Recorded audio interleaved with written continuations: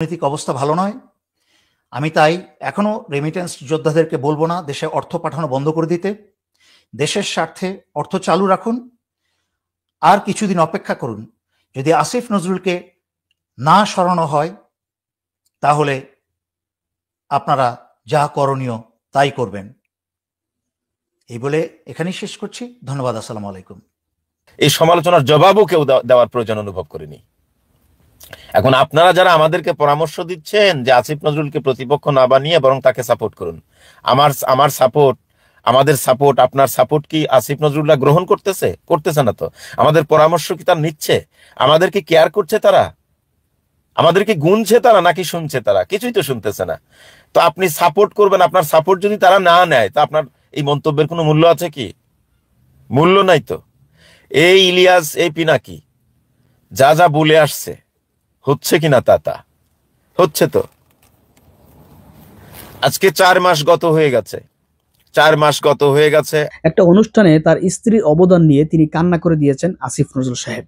আসিফ নজরুল কান্না নিয়ে মুখ খুলেছেন মেজর দেলোয়ার হোসাইন।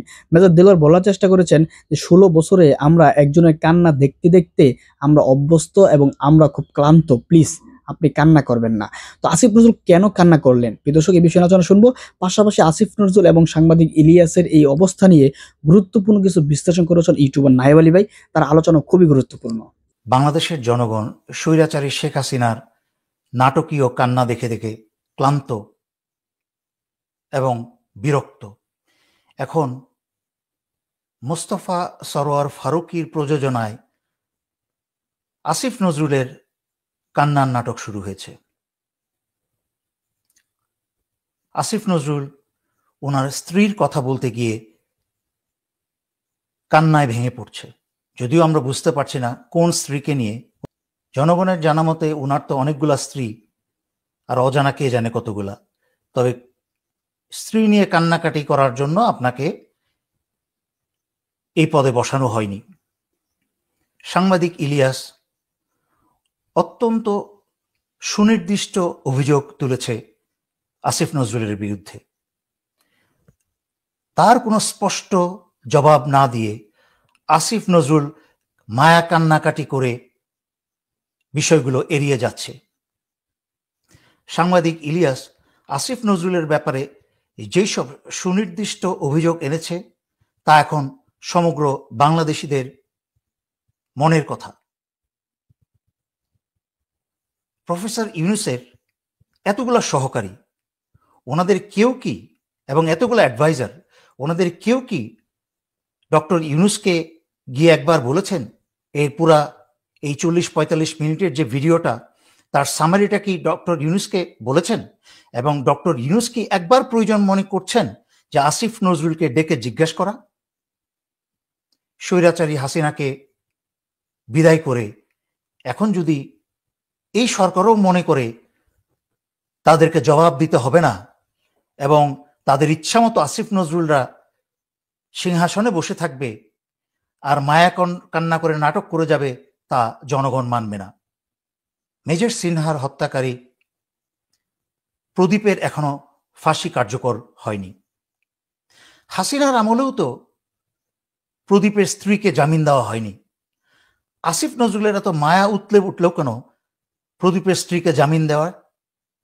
আবার সেই দিকে চুন্নি সাহাকেও গ্রেফতারের পরপরই ভারতের কথায় সে জামিন দিয়ে দিয়েছে। আমার চোখে এসেছে ছাত্রনেতা আসিফ মাহমুদ আসিফ নজরুলের সাইড নিয়েছে, সাইড নিয়ে বলেছে সে সব কথা মানতে রাজি, কিন্তু রয়ের সদস্য আসিফ নজরুল এটা সে মানতে রাজি নয়। ঠিক আছে, বুঝলাম তাকে রয়ের সদস্য হিসেবে নাম দিলে না, কিন্তু যে ভারতের স্বার্থ এবং আওয়ামী লীগের স্বার্থ রক্ষা করে চলেছে সে তো ভারতের লোক। সে ভারতের স্বার্থ এবং আওয়ামী লীগের স্বার্থ রক্ষাকারী লোক হচ্ছে ভারতের লোক। সেটা আমরা রয়ের সদস্য, রয়ের গোয়েন্দা নাম না দিতে পারি, কিন্তু সে ভারতের প্রতিনিধি। এরকম একটা ভয়ঙ্কর চরিত্র নিয়ে কি করে আইন উপদেষ্টা হয়ে বসতে পারে? এই উপদেষ্টা সরকার বা ডক্টর মোহাম্মদ ইউনূস সরকার বসার পর থেকে সমস্ত চাল খেলে যাচ্ছে এই আসিফ নজরুল। 4 মাস পেরিয়ে গেল, অথচ আসিফ নজরুল ভারতের নির্দেশে এখনো ডিজিটাল নিরাপত্তা আইন বাতিল করল না। অথচ এই ডিজিটাল নিরাপত্তা আইনে এখন অনেক মানুষ জেলে বন্দী, অনেক মানুষ উকিলের পিছনে অর্থ নষ্ট করছে। তাহলে কি আসিফ নজরুল পরিষ্কারভাবে স্বৈরাচারী শেখ হাসিনার এজেন্ডা বাস্তবায়ন করে চলেছে? আসিফ নজরুলের যেহেতু কোনো লজ্জা শরম নাই, তাই সে স্বেচ্ছায় পদত্যাগ করবে না। তাই আমি ডক্টর মোহাম্মদ ইউনূস সরকারকে অনুরোধ করব, জনতার এই দাবি শুনে আসিফ নজরুলকে দ্রুত অপসারণ করতে উপদেষ্টা সরকার থেকে, এবং বিশ্বাসযোগ্য ডক্টর তুহিন মালিকের মতো দেশপ্রেমিক, ইমানদার এবং জ্ঞানী, যার প্র্যাকটিসিং নলেজ আছে আইনের, সেই রকম ব্যক্তিকে এখানে বসানো হোক। আদারওয়াইজ দেশের স্বার্থ কিন্তু রক্ষা হবে না, জনগণের স্বার্থ রক্ষা হবে না। যদি আসিফ নজরুলকে দ্রুত সরানো না হয়, তাহলে আমি আগেই বলে দিচ্ছি, প্রয়োজনে বারবার রেমিটেন্স যোদ্ধারা জেগে উঠুক আরেকবার। বাংলাদেশের অর্থনৈতিক অবস্থা ভালো নয়। আমি তাই এখনো রেমিটেন্স যোদ্ধাদেরকে বলবো না দেশে অর্থ পাঠানো বন্ধ করে দিতে। দেশের স্বার্থে অর্থ চালু রাখুন, আর কিছুদিন অপেক্ষা করুন। যদি আসিফ নজরুলকে না সরানো হয়, তাহলে আপনারা যা করণীয় তাই করবেন। এই বলে এখানেই শেষ করছি। ধন্যবাদ। আসসালামু আলাইকুম।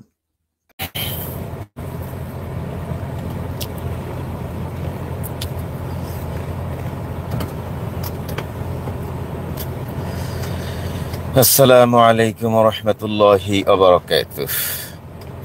আলহামদুলিল্লাহি ওয়া কাফা ওয়া সালামুন আলা ইবাদিহিল্লাযীনা ইসতাফা, আম্মা বা'দ। সুপ্রিয় দর্শক শ্রোতা, দেশে এবং প্রবাসে যে যেখানে আছেন, আপনাদের সবাইকে স্বাগত জানাচ্ছি আমার এখনকার আলোচনায়। দর্শক, গাড়িটা এমন একটা জায়গায় রেখেছি যে মুখের অর্ধেক মানে রোদের মধ্যে পড়েছে, আর অর্ধেক ঢেকে গিয়েছে। একটু এটা দিয়ে দিলাম, দেখি এখন। এনিওয়ে, তারপরেও দেখা যাচ্ছে। দর্শক, আপনারা নিশ্চয়ই জানেন যে বাংলাদেশের বর্তমান অন্তর্বর্তীকালীন সরকারের মাননীয় আইন উপদেষ্টা জনাব আসিফ নজরুলের সাথে আমাদের প্রিয় মাজলুম সাংবাদিক ইলিয়াস ভাইয়ের বলা যায় একটা বড় রকমের ঝামেলা চলছে বা যুদ্ধ চলছে, এবং এই যুদ্ধে আমাদের শুভাকাঙ্ক্ষী বা আমাদের পছন্দের অনেকেই আসিফ নজরুলের পক্ষে লেখালেখি করছেন এবং নানান পরামর্শ দিচ্ছেন। তো আমার উচিত ছিল এ বিষয়ে কালকেই কথা বলা, কিন্তু লম্বা সময় কাজ করেছি, যে কারণে শরীরটা খুব টায়ার্ড ছিল। আর কালকে শীতও একটু বেশি পড়েছিল, আজকেও যে কম শীত তা না। এনিওয়ে, যারা আসিফ নজরুলের পক্ষে লেখালেখি করছেন, কথা বলছেন, এটা শুরু হয়েছে অন্তর্বর্তীকালীন সরকারের উপদেষ্টা আসিফ মাহমুদের মাধ্যমে, এবং পরবর্তীতে জঘন্যভাবে আসিফ নজরুলকে সাপোর্ট করতে গিয়ে সাংবাদিক ইলিয়াসকে আক্রমণ করেছে 3 জন ব্যক্তি। একজন শাহেদ আলম, আরেকজন গুলাম মাওলা রনি, আরেকজন ফাহাম আব্দুল সালাম। আপনারা জানেন যে মির্জা ফখরুল ইসলাম আলমগীরের জামাতা, সম্ভবত, আমি যতদূর শুনেছি। আমি ওনাকে খুব একটা চিনি না, ওনার নাম ইদানিং শুনছি, বাট আগে ওনার নাম কখনো শুনিনি। এনিওয়ে, তো এই 3 জন হচ্ছে জঘন্যভাবে ইলিয়াসকে আক্রমণ করেছে।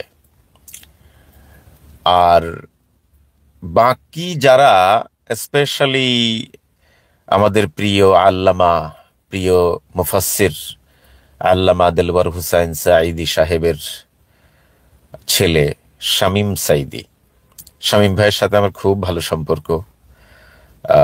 ওনার ছেলে যুক্তরাষ্ট্রে থাকেন, লেখাপড়া করেন। উনি মাঝে মধ্যেই যুক্তরাষ্ট্রে আসেন, আমাকে কল দেন, কথা হয়, দেখাও হয় মাঝে মধ্যে, আবার ব্যস্ততার কারণে অনেক সময় দেখা হয় না। ইভেন আল্লামা সাইদি রাহেমাহুল্লাহকে যেদিন মেরে ফেলা হচ্ছিল সেদিনও উনি যুক্তরাষ্ট্রেই ছিলেন। যখন এই কারাগার থেকে তাকে হাসপাতালে নেওয়া হচ্ছে এটা শোনার সাথে সাথে তিনি দেশে ব্যাক করেছেন, বাট ততক্ষণে সর্বনাশ যা হবার হয়ে গেছে আর কি। তো উনিও আসিফ নজরুলের পক্ষে একটা স্ট্যাটাস লিখেছেন। আমাদের আরেকজন প্রিয় শায়েখ যিনি লন্ডনে থাকেন, শায়েখ আব্দুস সালাম আজাদি, ভদ্রলোক নিউ ইয়র্কে এসছিলেন মোনা কনভেনশনের একজন বক্তা হিসাবে। ওনার সাথেও আমার খুব ভালো সম্পর্ক আলহামদুলিল্লাহ। একজন জ্ঞানী ব্যক্তি, ইসলামের অনেক নলেজ মাশাআল্লাহ। উনিও আসিফ নজরুলের পক্ষে স্ট্যাটাস লিখেছেন। এমনি ভাবে অনেকেই লিখেছেন, যেটা আমাকে খুব পীড়া দিয়েছে সত্য কথা বলতে। কি আপনারা যারা আসিফ নজরুল সাহেবের পক্ষে লিখেছেন, আপনাদের পরামর্শ যদি সামারাইজ করি তাহলে পরামর্শটা হলো এই যে আপনারা ডক্টর আসিফ নজরুলকে প্রতিপক্ষ না বানিয়ে বরং এই সরকারকে সাপোর্ট করুন, এই সরকারকে সহযোগিতা করুন। কারণ এই সরকার যদি ফেল করে তাহলে দেশের আরো ক্ষতি হয়ে যাবে, ইত্যাদি ইত্যাদি নানান কথাবার্তা। তো মোটা দাগে আমি এই কথাটাই সামনে এনে আপনাদের সাথে আলোচনা করতে চাই। আমরা কি আসলে ডক্টর আসিফ নজরুল বা বর্তমান অন্তর্বর্তীকালীন সরকারকে প্রতিপক্ষ বানাতে চেয়েছিলাম? আমি যদি স্পেশালি আমার কথা বলি, আপনারা অবশ্য অনেকেই বলবেন যে তোমাকে চেনে কে, তোমাকে গোনে কে। সেটা যারা বলবেন আপনার কাছে রাখেন, আমার কথা না শুনলেও চলবে। আসলেই আমি তো সেই রকম কেউ না, ইলিয়াসের মতো না, পিনাকির মতো না, কনক সরোয়ার মতো না, তাই না? আমি একজন অখ্যাত মানুষ, আমাকে আসলেই কেউ ছিলেন না, এটা সত্য। বাট বাংলাদেশের একজন নাগরিক হিসাবে মতামত দেওয়ার রাইট আমার আছে। আপনি আমার মতামত গুনবেন, আমার মতামত শুনবেন, এটা আপ টু ইউ। বাট আমার রাইট আমি উপস্থাপন করব, কে শুনলো কে শুনলো না তাতে আমার কিচ্ছু এসে যায় না। কারণ আমি কারোর চাকরিও করি না, কারোর খাইও না, কারোর পড়িও না। ইভেন বাংলাদেশের একজন নাগরিক হিসেবে বাংলাদেশ থেকে এক আনা সহযোগিতা নেইও না, চাইও না, হিসাব ক্লিয়ার। তো পার্সোনালি আমি এই সরকারকে অনেকভাবে সাপোর্ট করেছি লাগাতার 3 মাস, বিভিন্নভাবে পরামর্শ দিয়েছি। কেউ সমালোচনা করলে সেই সমালোচনার জবাবও দেওয়ার চেষ্টা করেছি। আপনারা জানেন যে ইলিয়াস ভাই এবং পিনাকিদা অনেক আগে থেকেই শুরু করেছেন, বলতে পারেন যে সরকার গঠনের 2 সপ্তাহ তারা দেখেন নাই, 2 সপ্তাহ পর থেকেই শুরু করেছেন। বাট আমি শুরু করেছি 1 মাস আগে। যখন ইলিয়াস ভাই পিনাকিদা এই সরকারের বিরুদ্ধে কথা বলতেন, তখন বরং তাদের সমালোচনা করেছি।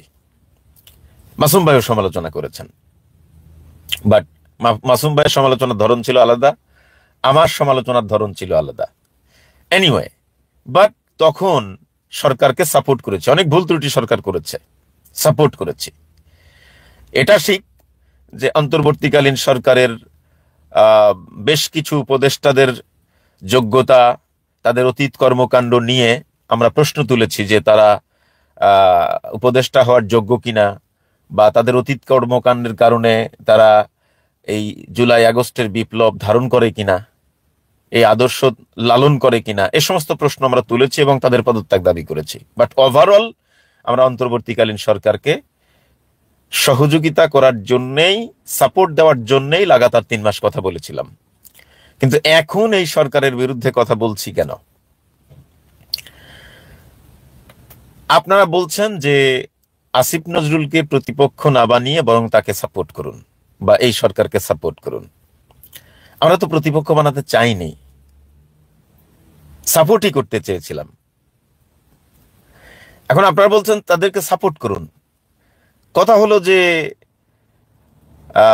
খুব ভালো পরামর্শ, কারণ আমাদেরই আন্দোলনের ফসল হচ্ছে এই সরকার, তাই না?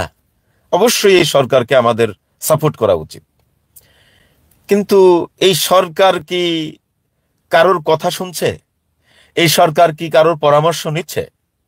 এই সরকার কি কারোর সাপোর্ট গ্রহণ করছে? করছে না। তো আপনি একজনকে একটা জিনিস দিবেন, যদি সেটা তিনি না নেন, তা আপনার কিছু করার আছে? নাই তো। এরপরেও যদি আপনি বলেন যে ভাই অমককে কিছু টাকা দেন না, অমককে কিছু সাহায্য দেন না, আরে ভাই আপনি তো বলতেছেন, সে তো সাহায্য নেয় না। আপনি বারবার এত জিকির করতেছেন। আপনি আমাকে বললেন যে নায়েব ভাই নিউ ইয়র্কে অমক বিপদে আছে, একটু যান সাহায্য করেন। এখন আমি গেলাম তাকে কিছু সাহায্য করার জন্য, সে আমার সাহায্য নিবে না। যেমন ইলিয়াস ভাই, আমি গত লাইভেই বলেছিলাম, আজকে উনি ওনার আলোচনায় বলেছেন, ইলিয়াস ভাই এমন একজন সাংবাদিক, তাকে টাকা দিয়ে কিনা যায় না। আমি তার সাথে তো বহুদিন চলেছি, তাকে টাকা দিয়ে কিনা যায় না। ঠিক আছে, কারণ আমি তো একজন উদার মনের মানুষ, যেহেতু তার সাথে চলেছি, সে এখনকার থেকেও আগে আরো খারাপ অবস্থানে ছিল। আমরা বিভিন্নভাবে তাকে সহযোগিতা করার চেষ্টা করেছি। না, সে সাহায্য নেবে না, অ্যাটলিস্ট টাকা পয়সা নেবে না। আপনি অন্যান্য সাহায্য করেন, যেমন আমি তার বেসমেন্টে থাকতেন, সম্ভবত ওই বেসমেন্টটাই ছিল জ্যাকব মিল্টনের বেসমেন্ট কিনা আমি জানি না, একটা বেসমেন্টে থাকতেন। তো আমি প্রথম যখন তার সাথে দেখা করি তখন আমার খুব খারাপ লেগেছিল যে ইলিয়াস ভাই আপনার দুইটা ছোট্ট ছোট্ট বাচ্চা, আপনি বেসমেন্টে থাকেন, তাও বেসমেন্ট মানে খারাপ বেসমেন্ট। আমি বলবো ভালো বেসমেন্টও ভালো আছে, যেমন ধরেন যে বেসমেন্ট গুলার অ্যাবাউট 40% মাটির উপরে আছে, সবগুলো রুমে জানালা আছে, এই বেসমেন্ট গুলো ভালো। কিন্তু ইলিয়াস ভাই যে বেসমেন্টে থাকতেন, অস্বাস্থ্যকর অবস্থা। আসলে নতুন তো বাংলাদেশ থেকে এসছেন, যে কারণে উনি বাধ্য হয়ে ওখানে ছিলেন, কারণ তার কোনো উপায় ছিল না। তবে তাকে পরামর্শ দিলাম যে ভাই আপনি দুইটা বাচ্চার দিকে তাকিয়ে এখান থেকে বের হয়ে অন্য কোথাও যান, আপনার যদি প্রয়োজন হয় আমি সাপোর্ট দেব। তো উনি তখন পরিস্থিতি বুঝে আমাকে বললেন যে ঠিক আছে নাইব ভাই, তাহলে বাসা দেখেন। আমি ব্রুকলিনের বড়ো পার্ক খুবই ভালো এরিয়া, সিকিউর এরিয়া। আপনারা যারা নিউ ইয়র্কে বসবাস করেন আপনারা জানেন যে জুসদের বসবাস ওই এলাকায়, অর্থাৎ ইয়াহুদিদের বসবাস ওই এলাকায়। যারা ইয়াহুদিদের নেইবারহুডটা হচ্ছে খুবই সিকিউর থাকে সবসময়। তো যাই হোক, আমি ওই নেইবারহুডে প্রায় 12 বছর বসবাস করেছি, এখন অবশ্য ইস্ট নিউ ইয়র্কে থাকি। তো ওনার জন্য একটা বাসা একেবারে ঠিক হয়ে গিয়েছিল, সম্ভবত $1300 বাসা ভাড়া, 2 বেডরুম। ওই সময় বাসা ভাড়া কম ছিল, অনেক আগের কথা বলছি আর কি, আজ থেকে ধরেন মানে সম্ভবত 2019 সালের কথা বলতেছি, 5-6 বছর আগে, তখনও বাসা ভাড়া কম ছিল। তো সুপারের অ্যাপার্টমেন্ট বিল্ডিং এর সুপার থাকে, যিনি বিল্ডিং মানে টেক কেয়ার করেন আর কি। তো ওই সুপারের সাথে আমার পরিচয় আগে থেকে ছিল না, তাই পরিচয় দিলাম যে আমি এমটিএ তে জব করি, আমি অমক অ্যাপার্টমেন্টে থাকি, সে আমার বন্ধু মানুষ। তো সুপার আমার ব্যাকগ্রাউন্ড দেখে সুপার আমার উপর খুব সন্তুষ্ট, যে এই লোকের বন্ধু খারাপ হতে পারে না। তো পরে অ্যাপার্টমেন্ট বিল্ডিং এ বাসা ভাড়া নিতে হলে $150 ফি দিতে হয়, ফি দিয়ে তার ব্যাকগ্রাউন্ড চেক করে অ্যাপ্লিকেশন করতে হয়। তো ওটা ইলিয়াস ভাই দিলেন, দিয়ে সবকিছু চেক টেক করে তার বাসা ঠিক, সে যেদিন উঠবে তার 3 দিন না 4 দিন আগে মানে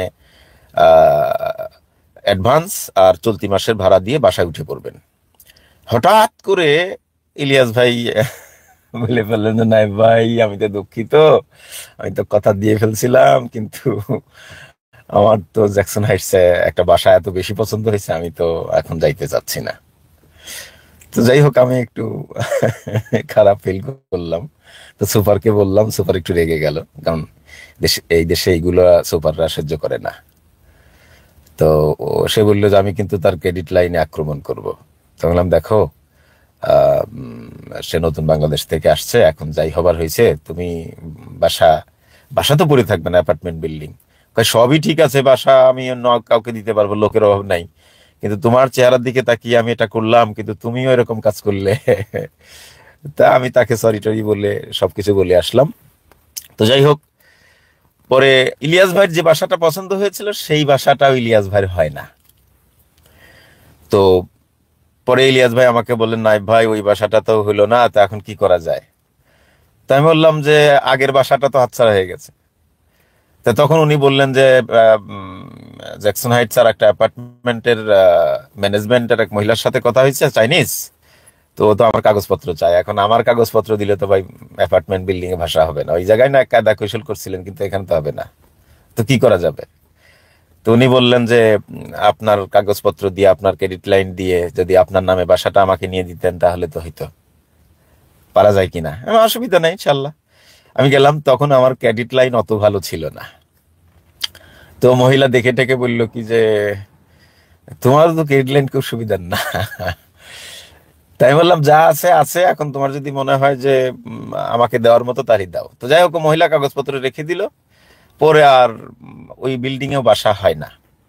পরে আর একটা বিল্ডিং এ, অ্যাপার্টমেন্ট বিল্ডিং এ ওনার বাসা হয়। সেই বাসাই সম্ভবত এখনো আছে।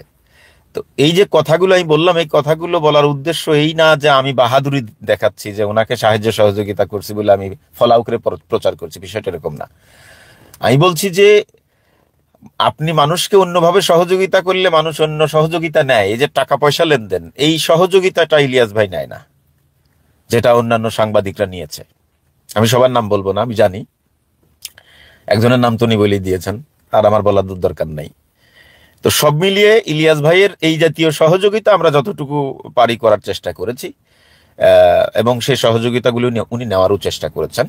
আর আমরা এখানে শুধু ইলিয়াস ভাই না, আমাদের বাংলাদেশ থেকে যারা সীমান্ত দিয়ে আসে কিংবা লিগালি আসে, প্রথম প্রথম যারা আসে তারা খুব বিপদে থাকে। ইভেন আমিও ছিলাম।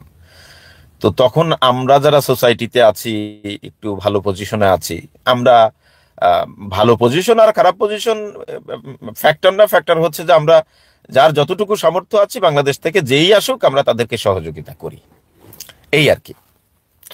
তো সেই হলো ইলিয়াস ভাই। তো এখন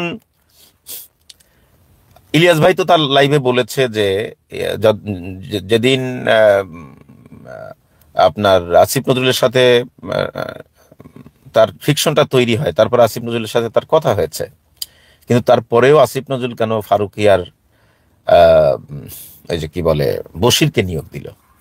এই সরকার প্রশ্নবিদ্ধ হয়েছে ফারুকিয়ার বশিরকে নিয়োগ দেওয়ার পরে। এই সরকার কিন্তু এতটা প্রশ্নবিদ্ধ ছিল না। ইলিয়াস ভাই পিনাকিদা যতই সমালোচনা করুক, এই সরকার জনগণের আস্থাভাজন ছিল, এই সরকারকে জনগণ ভালোবাসতো। কিন্তু ফারুকিয়ার বশিরকে নিয়োগ দেওয়ার পর এই সরকার একেবারে তাদের জনপ্রিয়তা, তাদের জনসমর্থন বলা যায় 50%-এর নিচে নেমে এসেছে। এই কাজটা তারা কেন করলো? এখন আপনারা অনেকে বলেন নাই ভাই এই দুজনকে কে আসিফ নজরুল নিয়োগ দিয়েছে? কে নিয়োগ দিয়েছে সেটা কি আমরা জানি? আমাদেরকে জানানো হয় না কেন? এই যে সরকারটা হলো, এই সরকারে কে প্রধান উপদেষ্টা হবে, কে উপদেষ্টা হবে, এইটা সিলেক্ট করছে কে, সেটা কি আমরা জানি? আমরা জানি না। কথা হলো যে এই সরকারের ভিতরে, এই সরকারের উপদেষ্টা পরিষদে এমন কিছু কিছু বিশেষ বিশেষ ব্যক্তি আছে যাদের সাথে পরামর্শ করেই এই উপদেষ্টাদেরকে নিয়োগ দেওয়া হয়। তাদের একজন আসিফ নজরুল, বলা যায় প্রধান আসিফ নজরুল। বলতে পারেন যে ডক্টর মোহাম্মদ ইউনুসের ডাইন হাত বাম হাত, মূল পরামর্শক। তো আর তারা যে প্রথম আলো ডেইলি স্টারের প্রোডাক্ট, এটা তো সবাই বলতেছে, আমি তো আর বলতেছি না। তো এটা দিবালোকের মতো পরিষ্কার। আমার কথা হলো যে তারা তো মানুষ, তারা ভুল করতে পারে না। তো ধরে নেন ভুল করে ফেলেছে, এই ফারুকি আর বশিরকে নিয়োগ দিয়ে ভুল করে ফেলেছে। তো আমরা তো এত সমালোচনা করলাম, সারা দেশব্যাপী সমালোচিত কিন্তু এই দুইজন ব্যক্তি, সারা দেশে সমালোচনা হয়েছে। আমরা ব্রিগেডিয়ার সাখাওয়াতকে সমালোচনা করি নাই? আওয়ামী লীগকে পুনর্বাসনের কথা বলার পর, সমালোচনা করার পর তো তার পদ একদিনও থাকে নাই, তাকে সরিয়ে দেওয়া হয়েছে। কিন্তু ব্রিগেডিয়ার সাখাওয়াতের থেকে 100 গুণ বেশি সমালোচনার শিকার হয়েছে ফারুকি আর বশির। কিন্তু তাদের নিয়োগ সঠিক হয়েছে কি ভুল হয়েছে, বাংলাদেশের জনগণ এত সমালোচনা করছে, এই সমালোচনার জবাবও কেউ দেওয়ার প্রয়োজন অনুভব করেনি। এখন আপনারা যারা আমাদেরকে পরামর্শ দিচ্ছেন যে আসিফ নজরুলকে প্রতিপক্ষ না বানিয়ে বরং তাকে সাপোর্ট করুন, আমার সাপোর্ট, আমাদের সাপোর্ট, আপনার সাপোর্ট কি আসিফ নজরুল্লাহ গ্রহণ করতেছে না? তো আমাদের পরামর্শ কি তারা নিচ্ছে? আমাদেরকে কেয়ার করছে তারা? আমাদেরকে গুনছে তারা নাকি শুনছে তারা? কিছুই তো শুনতেছে না। তো আপনি সাপোর্ট করবেন, আপনার সাপোর্ট যদি তারা না নেয় তা আপনার এই মন্তব্যের কোনো মূল্য আছে কি? মূল্য নাই তো। এই ইলিয়াস, এই পিনাকি যা যা বলে আসছে হচ্ছে কিনা তা হচ্ছে তো। আজকে 4 মাস গত হয়ে গেছে, 4 মাস গত হয়ে গেছে, আমরা অনেক কিছু দেখেছি। আওয়ামী লীগের নেতারা ফুরফুরে মেজাজে আদালতে যায়, ফুরফুরে মেজাজে আদালতে যায়, জামায়ের আদরে আদালতে যাচ্ছে, হাতে হাত করাও নেই। আর শিবিরের সভাপতি, সম্ভবত নাটোর জেলার সাবেক সভাপতি, সেদিন আদালতে তাকে তোলা হয়েছে, তার পায়ে ডান্ডা বেরি। বলেন কি পরামর্শ দিবেন এখানে? আপনি কি পরামর্শ দিবেন? আসিফ নজরুলকে আদর করবেন? বিচার বিভাগের দায়িত্ব কার হাতে? আসিফ নজরুলের হাতে।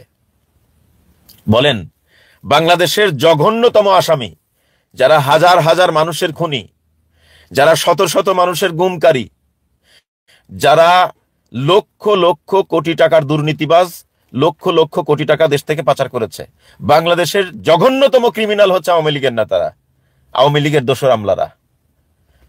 তারা ফুরফুরে মেজাজে আদালতে যায়, তাদের হাতে হাত করাও থাকে না, তাদের সাথে জামাই আদর করা হয়। আর শিবিরের সভাপতি, যাদের আন্দোলনে, এই আন্দোলনে তো তাদের অবদান আছে না? তার বিরুদ্ধে তো যতগুলো মামলা হয়েছে সব রাজনৈতিক মামলা। তো একটা রাজনৈতিক মামলার আসামি, একজন রাজনৈতিক ছাত্র নেতা, তার পায়ে এখনো কেন ডান্ডা বড়ি? এই দায় কার? আসিফ নজরুলের না? আসিফ নজরুলের। এখন আপনারা যে বলছেন যে তাকে প্রতিপক্ষ না বানিয়ে তাকে সাপোর্ট করেন, কেয়ার করছে আমার আপনার কথা? সারা দেশে সমালোচিত হয়েছে আওয়ামী লীগ নেতাদের হাতে হাত করা না পড়ানোর কারণে। তো এত সমালোচনা হওয়ার পরেও শিবির নেতার পায়ে কেন ডান্ডা বড়ি? শিবির নেতার পায়ে কেন ডান্ডা বেরি? আমাকে বলেন, বলেন। শিবির নেতার পায়ে কেন ডান্ডা বেরি? আমাকে বলেন। তো ওই যে বলতেছেন আপনারা যে পরামর্শ দেন, সাপোর্ট করেন, আমার আপনার পরামর্শ তো আর কেয়ার করতেছেন। একেবারে অবিকল শেখ হাসিনার মতো রাষ্ট্র চালাচ্ছে। শেখ হাসিনা তো মাঝে মধ্যে দুই একটা কথা শুনতে, এরা তো তাও শুনতেছে না। আর গুরুত্বপূর্ণ পদে এখন আপনারা অনেকেই বলার চেষ্টা করেন যে ভাই আপনারা তো এই সরকারের একেবারে পিছনে লেগেছেন। এই কথাটা ঠিক না। পুলিশের যিনি আইজি, তাকে নিয়োগ দেওয়ার পর টু শব্দটি করেছি আমরা? করি নাই। কেন করি নাই? যোগ্য লোক, সৎ লোক। নির্বাচন কমিশনের প্রধান নির্বাচন কমিশনার, তাকে নিয়োগ দেওয়া হলো, আমরা টু শব্দটি করেছি? বাংলাদেশের মানুষ সমালোচনা করেছে? কেন করে নাই? যোগ্য মানুষ, সৎ মানুষ, এই জন্য সমালোচনা করে নাই। Attorney general Asaduzzaman, chief prosecutor advocate Tajul Islam, এই মানুষগুলোকে নিয়োগ দেওয়া হলো। বাংলাদেশের জনগণ টু শব্দটি করেছে? আমরা টু শব্দটি করেছি? না, করি নাই। কেন করি নাই? যোগ্য, সৎ। তারপরে শেষে ডক্টর ইউনূস সাহেবের যিনি হাই রিপ্রেজেন্টেটিভ নিয়োগ দেওয়া হলো, তাকে নিয়েও বাংলাদেশের জনগণ সমালোচনা করেছে? কেউ টু শব্দটি করেছে? আমরা করেছি? করি নাই। কেন করি নাই? যোগ্য এবং সৎ লোক, এজন্য করি নাই। তো যারা যোগ্য না, যারা সৎ না, তাদের বিরুদ্ধে তো আমরা কথা বলেছি, এখনো বলছি। আপনি বলেন, এই যে দুদকের যিনি দুদকের মহাপরিচালক যাকে নিয়োগ দেওয়া হলো, সে কি ভালো লোক? বলেন, সে কি ভালো লোক? আবার আসিফ নজরুল সাহেবের যিনি পিএস, তিনি প্রধান বিচারপতি খায়রুল হকেরও পিএস ছিলেন, যার কলমের খোঁচায় আমরা 15টি বছর স্বৈরাচারের হাতে জিম্মি ছিলাম। সেই খায়রুল হকের পিএস কিভাবে আইন মন্ত্রীর পিএস হয়? আমাকে বলেন। আমাদের আইন মন্ত্রীর পিএস হয়। এই প্রশ্নগুলো আমরা তুলতে পারি না? কিন্তু আমাদের এই প্রশ্নের জবাব আসছে কি? আসে নাই। এই প্রশ্নগুলো শোনার মানুষ আছে কি? নাই। তো তাহলে কি সাপোর্ট করবো আমরা তাদেরকে? কি সহযোগিতা করবো আমরা তাদেরকে? আমাকে বলেন। আজকে 4 মাস গত হয়ে গেল। বিডিআর এর সেই জওয়ান যারা জেলখানায় এখনো পচতেছে, আজ পর্যন্ত 4 মাসে কেন একটা শুনানি হলো না? একটা শুনানিও হয়নি এখন পর্যন্ত। বলেন। এখনো অনেক আলেম জেলে, শেখ হাসিনার মামলায় জেলে। এই আলেমরা এখনো কেন জেলে? প্রশাসনের সব জায়গায় আওয়ামী লীগের দোসররা এখনো কেন বসা? স্বৈরাচারের দোসররা এখনো কেন বসা? তাদেরকে তো বসিয়ে রেখেছেই, নতুন করে যাদেরকে বসানো হচ্ছে তারাও স্বৈরাচারের দোসর। তারাও স্বৈরাচারের দোসর।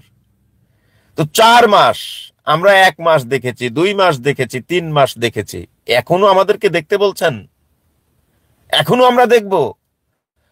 এখনো কেন আমাদের আহতরা বাংলাদেশের হাসপাতালে কাতরাচ্ছে? তাদের তো বিদেশে পাঠানোর কথা, এখনো কেন বাংলাদেশে কাতরাচ্ছে?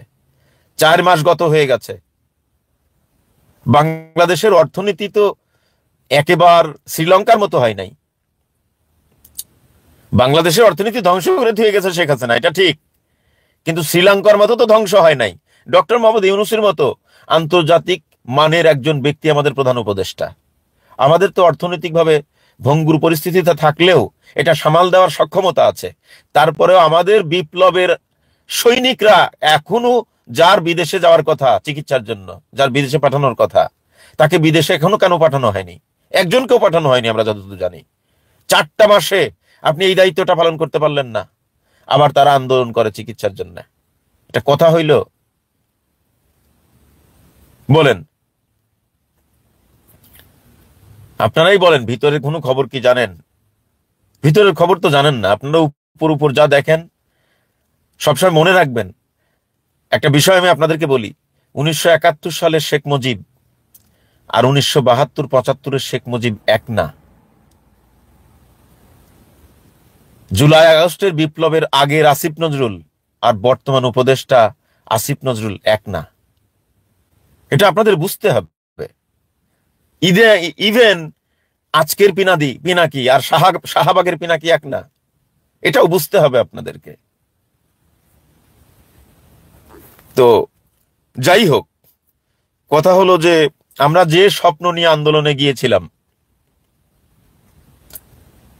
যে স্বপ্ন দেখে আন্দোলনে গিয়েছিলাম, আমরা বিজয় অর্জন করলাম। বিজয় অর্জনের পর যে স্বপ্ন দেখে আগাচ্ছিলাম, আমাদের সেই স্বপ্ন ধূলিসাৎ হয়ে গেছে। জানি না এই স্বপ্ন বিএনপি পূরণ করতে পারবে কিনা, এই স্বপ্ন জামাত পূরণ করতে পারবে কিনা, আবার এই স্বপ্ন বাস্তবায়নে জামাতকে বা বিএনপিকে সুযোগ দেওয়া হবে কিনা, সেটা নিয়েও আমি চিন্তিত।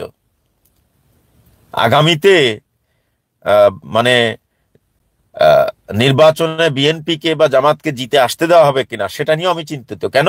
সব জায়গায় আবার ভারতীয়রা পুনর্বাসিত হচ্ছে, সব জায়গায়, বাংলাদেশের রন্ধ্রে রন্ধ্রে সব জায়গায় ভারতীয়রা পুনর্বাসিত হচ্ছে। পুনর্বাসিত হচ্ছে। এর অবস্থা একটু খারাপ পজিশনে ছিল, এই আবার শক্তিশালী হচ্ছে, আমাদের সোর্স এটাই বলছে। তো এইভাবে তো একটা রাষ্ট্র চলতে পারে না। আমরা যে রাষ্ট্রের স্বপ্ন দেখেছিলাম সেই রাষ্ট্র তো এইভাবে চলবে, এই স্বপ্ন তো আমরা দেখি নাই, কিন্তু সেই স্বপ্নই তো দেখতেছি। আপনারা বলবেন নায়েব ভাই খালি ঢালাভাবে বলতেছেন, প্রমাণ কই? একটা প্রমাণ দেই। মুন্নি সাহাকে গ্রেফতার করা হলো রাতে। 5টা হত্যা মামলার আসামি মুন্নি সাহা যে একজন দুর্নীতিবাজ। মুন্নি সাহার অ্যাকাউন্টে 134 কোটি টাকা ঘরের কাছে। বলেন, এটা কি ঘরের কাছে ব্যাপার? আমি যুক্তরাষ্ট্রে মোটামুটি আলহামদুলিল্লাহ একটা ভালো জব করি, 19 বছর পদার্পণ করেছি এই দেশে। আমাদের মতো মানুষ, আমরা যারা যুক্তরাষ্ট্রে থাকি, কয়জন মানুষ বছরে 1 কোটি টাকা কামায়? আপনি খোঁজ নিয়ে দেখেন। নিউ ইয়র্কের মতো জায়গায় থেকে, যুক্তরাষ্ট্রের মতো জায়গায় থেকে ভালো জব করার পরেও কয়জন বাংলাদেশি বছরে 1 কোটি টাকা কামায়? মুন্নি সাহা সে তো জমিদার না, সে একজন সাংবাদিক।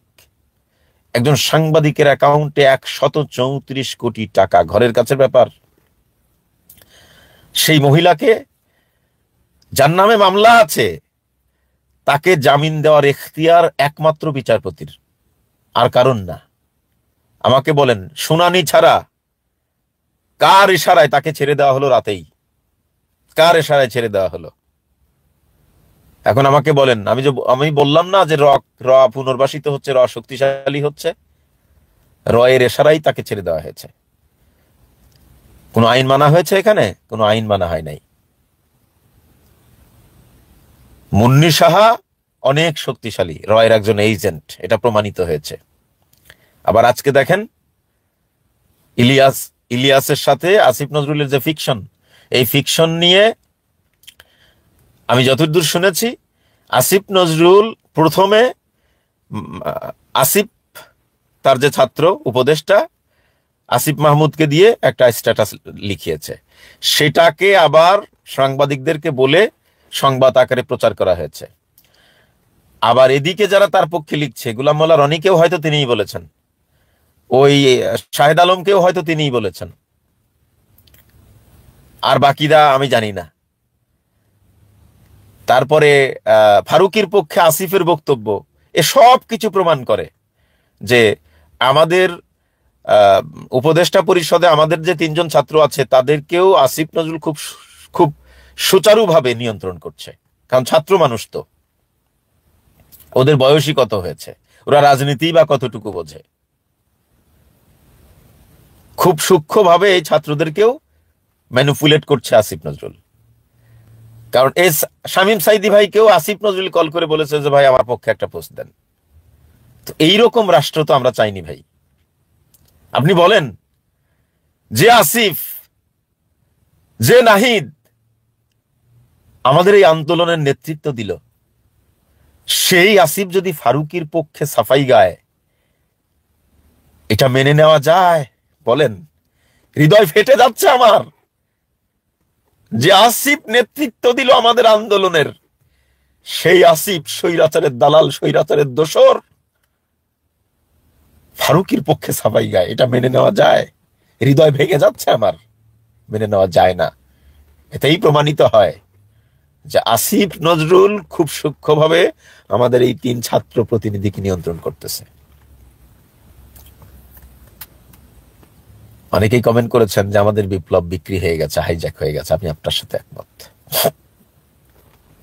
তো যাই হোক, জানি না তারা বিক্রি হয়েছে কিনা, বাট কথা হলো যে আপনারাও তো লেখাপড়া করেছেন, শিক্ষকের কাছে ছাত্ররা সবসময় একটু দুর্বল থাকে, এটা অস্বাভাবিক না। আমিও ছিলাম, আমিও তো ছাত্র ছিলাম, আমিও আমার শিক্ষকদের কাছে দুর্বল। তো হয়তো এরকম কিছু হয়েছে। এনিওয়ে, অনেকেই বলেছেন যে ভদ্র ভাষায় বলেছেন, ভালোবাসা দিয়ে বলেছেন যে দেশে আসবেন কবে। আবার অনেকেই আওয়ামী লীগ ছাত্রলীগের নেতাদের ভাষায় বলেছেন তুই দেশে আয়। এনিওয়ে, দেশে আসবো ইনশাআল্লাহ, সময় মতো দেশে আসবো। কারণ আমি তো স্বাধীন না, আমি একটা চাকরি করি, এই সরকারের অধীনে একটা চাকরি করি। তো আপনারা জানেন যে সরকারি চাকরি করলে ছুটি ছাটা পাওয়ার একটা ব্যাপার স্যাপার থাকে। তারপরে আমার ছেলে মেয়েদের স্কুল, তাদের ছুটি এবং আমার ছুটি যদি মিল না হয় সেটাও একটা ব্যাপার স্যাপার। তারপরে যুক্তরাষ্ট্রে একটা যান্ত্রিক জীবন, এই জীবন থেকে সময় বের করে 5 সদস্যের ফ্যামিলি নিয়ে দেশে যাওয়া, সেখান থেকে আসা, খরচের একটা ব্যাপার স্যাপার আছে। আমরা তো আর শাহেদ আলমের মতো মাসোহারা পাই না যে কেউ আমাদেরকে আসা যাওয়ার খরচ দেবে, বাংলাদেশে থাকা খাওয়ার খরচ দেবে, আমরা দেশে যাব, দেশ থেকে একেবারে রাজার হালতে আবার চলে আসব, এই সুযোগ তো নাই। আর ওটা আশাও করি না কখনো। পরিশ্রম করি, ইনকাম করি, আল্লাহ যেন কারো কাছে হাত পাতার তৌফিক না দেয়। আল্লাহ যেন আমার এই কর্মের মাধ্যমেই আমাকে সহযোগিতা করেন, এই এতটুকুই আল্লাহর কাছে চাওয়া পাওয়া, আর বেশি কিছু চাই না। ঠিক আছে? তো এই জন্য সময় নিচ্ছি সব মিলিয়ে। কারণ আমরা যদি এখন দেশে যাই, একেবারে কিছু না হলো $25,000 খরচ হবে, মানে বাংলাদেশি টাকায় প্রায় 30 লাখ টাকা আমার খরচ হবে। তো এটা হয়তো আপনারা অনেকেই মনে করতে পারেন যে আপনার জন্য এই টাকা তো খুব বেশি টাকা না, মনে করতেই পারেন, বাট এই মুহূর্তের জন্য আমার জন্য এই টাকা অনেক টাকা। হ্যাঁ, এই আর কি। তো ইনশাল্লাহ আসবো, কিছুদিন হয়তো থাকার প্ল্যান আছে, বাট জানি না দেশটা এখনো আমাদের জন্য নিরাপদ কিনা। অনেকেই বাংলাদেশ থেকে কল দিচ্ছেন, আমার শুভাকাঙ্ক্ষী জানায়েব ভাই, আমরা তো একটু মানে ডাবল মাইন্ডেড। আপনাকে বলবো যে আসেন, আবার বলবো যে আসেন না। আসলে বাংলাদেশ কি এখনো ঠিক হয়েছে কিনা আমরা সন্দিহান। তো প্রথমেই কয়েকজন কমেন্ট করেছিলেন যে নাইব ভাই লাইভটা একটু ছোট করবেন। আমি দুঃখিত, এটা আমার অযোগ্যতা হয়ে গেছে বড়। সকলেই ভালো থাকুন, আল্লাহ আমাদেরকে ভালো রাখুক, আমাদের দেশটা যেন যে স্বপ্ন দেখেছিলাম সে আদলে চলে, আমাদের উপদেষ্টা পরিষদের যেন শুভবুদ্ধির উদয় হয়, তারা যেন ট্রান্সপারেন্ট হয়। যে সমালোচনাগুলো হচ্ছে, দর্শক, নাহিব আলী ভাইয়ের আলোচনা শুনেছেন, শুনে বুঝতে পেরেছেন যে আসলে কান্না করে কি লাভ হবে? প্রথম কথা হচ্ছে কান্না করে কোনো লাভ হবে না। কারণ কান্না দেখে এই জাতি ক্লান্ত হয়ে গিয়েছে।